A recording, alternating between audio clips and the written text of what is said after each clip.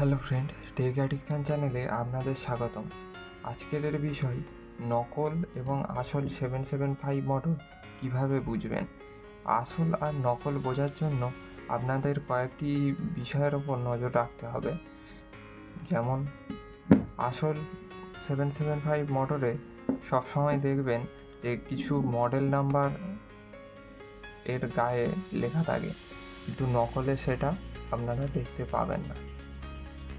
তো আর একটা বিষয় আসলে দেখতে পাবেন যে আপনারা ভালোভাবে দেখতে পাবেন যে ভিতরের ওয়াইন্ডিংয়ের গেজ কতটা মোটা রয়েছে, আর এবং নকলে ওয়্যারের গেজ একদম পাতলা।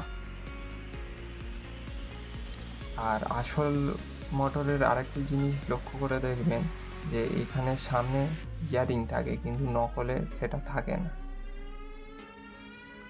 তো কিছু বিষয় আপনারা ভালোভাবে দেখলে বুঝতে পারবেন যে আসল মোটরের ভিতরে যে শ্যাফট থাকে তার সাইজ যথেষ্ট বড় নকলের তুলনায়। তো এই সব জিনিসের ওপর নজর দিয়ে আপনারা মার্কেট থেকে খুব সহজেই আসল মোটর শনাক্ত করে কিনতে পারবেন।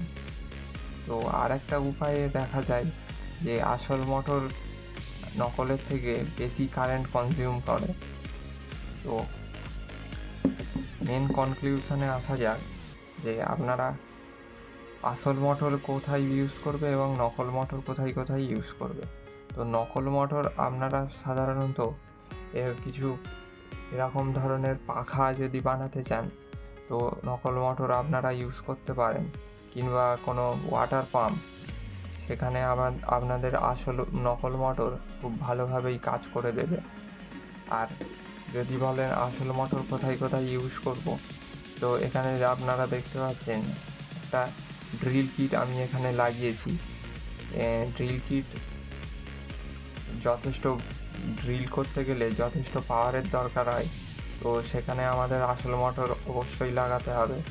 কিংবা কাটার গ্রাইন্ডার মেশিন যদি আপনারা বানাতে চান, তো অবশ্যই এই আসল মোটর আপনাদেরকে ব্যবহার করতে হবে।